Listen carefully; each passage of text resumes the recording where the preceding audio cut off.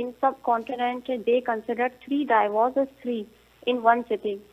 So I know it consider one. So if any case happens around me or someone asks me, so do I have a right to tell those couple as a student of knowledge that you can carry your relationship, it counts one? Or can they call in another country's scholar and ask fatwa from there? Would it be right instead of preferring their own country's scholar, where ulama take decision and give fatwa according to particular mazhab, not from Quran and Sunnah? Okay. So please enlighten me in these issues. I will answer you, Khair. inshallah.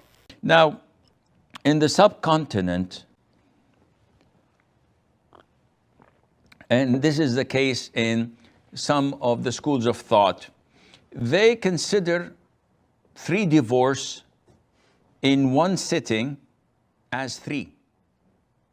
And this was the case at the time of Umar, may Allah be pleased with him.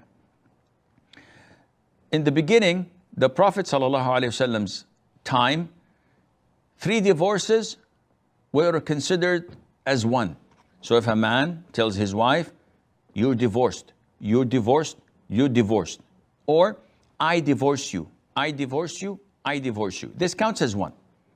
Now, a lot of ambiguity takes place when people don't know the terminologies and the concept of divorce. So if someone tells his wife, and I get a lot of questions about this issue, I will divorce you soon. You deserve to be divorced. You will go to your family's house. This is abusive. This is trash talk. A real man does not say this. But sometimes he's cornered and his wife is bullying him, and his only means of defense is to just threaten her.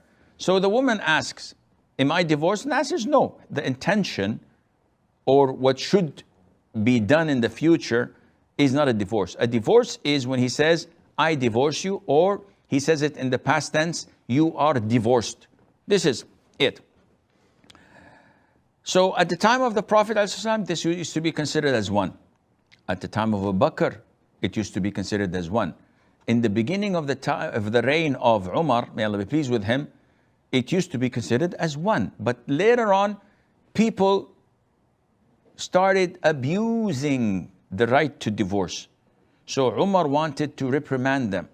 May Allah be pleased with him. And he said, okay, from now on, if you say 3 times to your wife, you're divorced, you're divorced, you're divorced, it's over.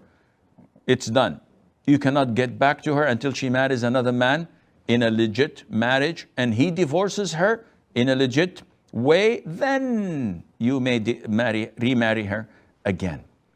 So the difference between jurors and schools of thought is whether to apply this ruling or this ruling, and both are acceptable. Now for us as laymen, can we cherry pick and choose whatever suits us? So a couple in time of rage, or not even rage, in time of wanting to divorce, the man says to his wife, I divorce you, I divorce you, I divorce you. And after a couple of weeks, he regrets it, and he says to his wife, I revoke my divorce because it's only one divorce, I want you back.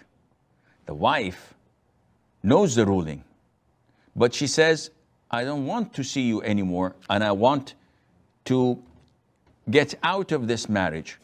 And according to some jurors, this is 3 divorces. To the Hanafi, for example, according to the Hanafi school of thought, this is over. And in order for me to marry you again, I have to remarry another man. So they have a dispute. Now, in such cases, how to rule? Is it the father of the girl who has the judgment? Is it the man who gave the divorce? In such cases, this is only solved by going back to the Islamic court in your country. So in India, if there are 150 to 200 million Muslims, they must have a judicial entity that they refer to whenever they have problems with marriages, divorces, khul', separation, inheritance, and many more. This entity is responsible in solving such cases.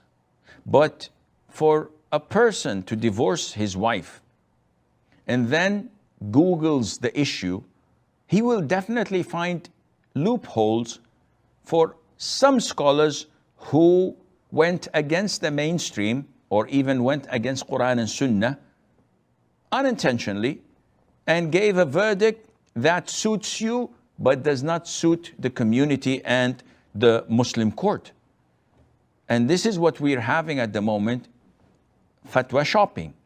People keep on cherry picking whatever they want. So even if there is a consensus of scholars, they will find any Tom, Dick or Harry somewhere, and they would choose whatever errors they made and consider this to breach and to nullify the consensus of scholars and follow that. This is un-Islamic. So therefore, Kalthum, when there is such a situation and there is a judicial entity like a Muslim court or Sharia board or an Islamic center that is authorized to give fatwa in such issues in India or in any other country, Muslims have to go there. It is not permissible for me, whenever I divorce my wife, for example, and then this is the third divorce and she is in her, she was in her menses. The four schools of thought say that divorce is active and correct. It is not permissible for me to go to Morocco, for example, or to the United States of America and look for a scholar who I know after Googling that he gives fatwa of the divorce not taking place. So I leave all the scholars in my country, in the Muslim world, in the Muslim League, and the whole 9 yards.